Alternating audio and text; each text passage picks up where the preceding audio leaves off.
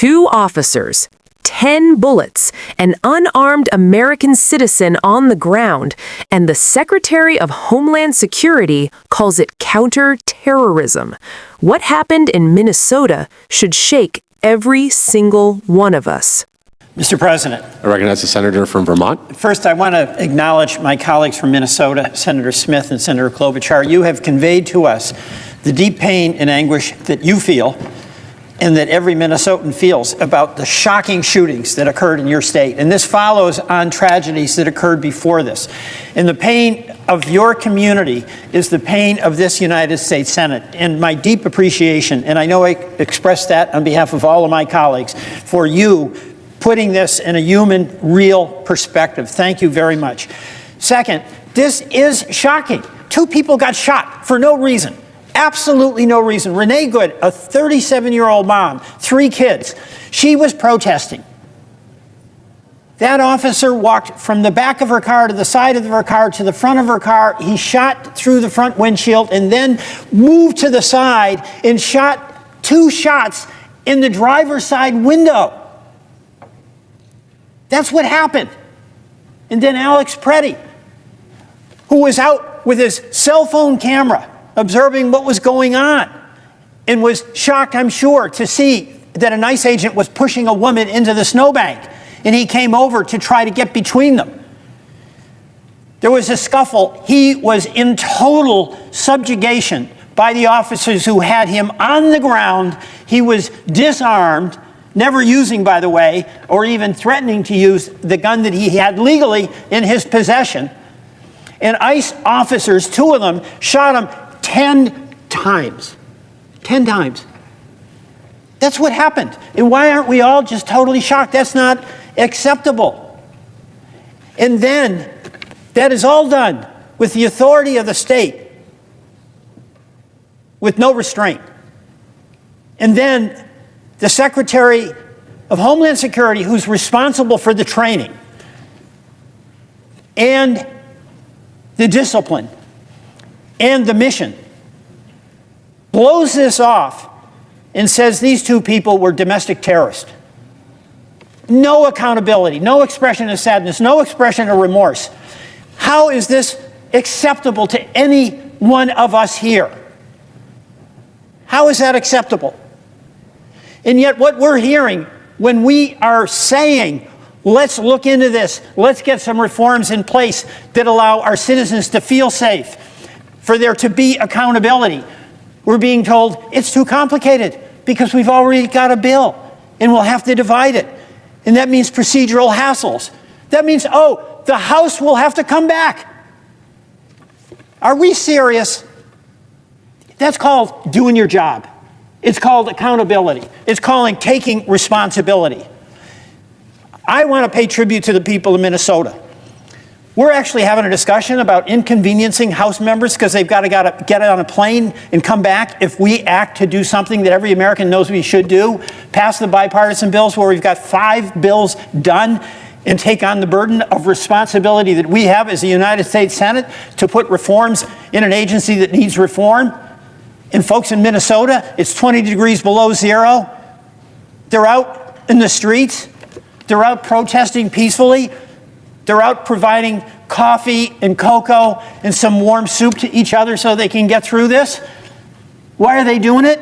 You know what? They care about the right of assembly. They care about the First Amendment. They care about their constitutional rights. But the reason they're doing it is they care about each other. That's who they care about. In this United States Senate, our job is to care about every single American. And we have an agency that is totally out of control with a leader that is, you know, I would say it's incompetent. But the cruelty of that remark to dismiss 2 people, innocent people who died as domestic terrorists, tells me there's not an inkling of acceptance of responsibility that goes with the enormously important job of being Secretary of Homeland Security. So I'm not going to vote and give a blank check where we're not even willing to have a discussion about what the reforms are. And Mr. President, I want to say I know every one of us here are shocked by what happened. This is not a Republican-Democratic deal. This is about seeing two innocent people shot when they didn't need to be. And you know, one of the things that's so important for us, if we have a family, we live in a community, is to act in a way where the people around us can be confident that we've got their back, that we won't hurt them or harm them, that we notice what their struggles are and we'll try to help. And you know, all of us here have such admiration for law enforcement and the work they do, and it's such an incredibly hard job. But more than anyone else, the people contacting me in Vermont to express their shock at what happened in Minnesota are people in law enforcement. They know the job is hard, but they have accepted the responsibility to be a guardian, to be protective. We can accept our responsibility where we are the 100 people in this country, in this Senate, who have the opportunity to provide some reassurance and safety and confidence to the people each and every one of us represents. So yes, let's do our job. Mr. President, I yield back.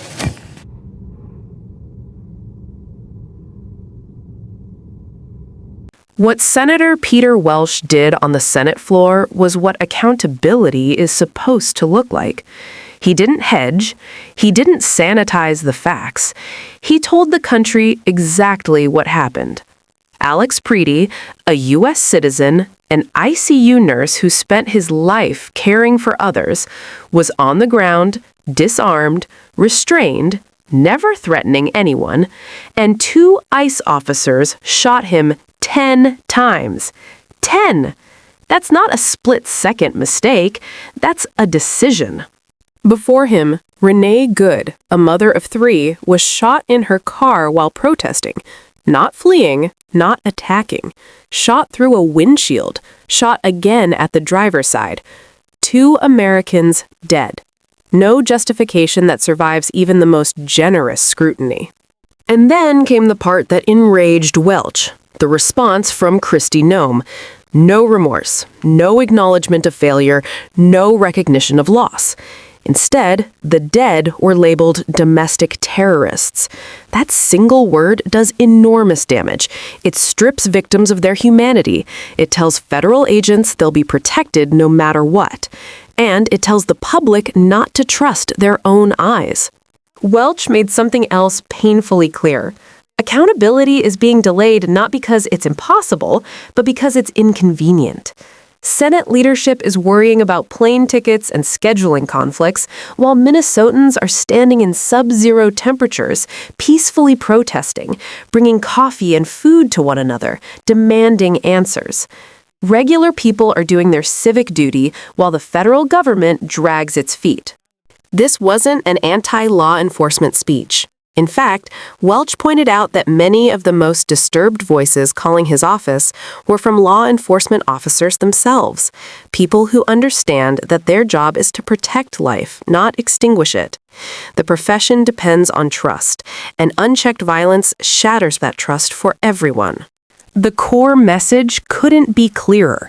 No agency gets a blank check. No badge grants immunity, and no government has the right to kill citizens and then lie about it. This is not a partisan issue. It's about whether the United States still believes that power must answer to the people.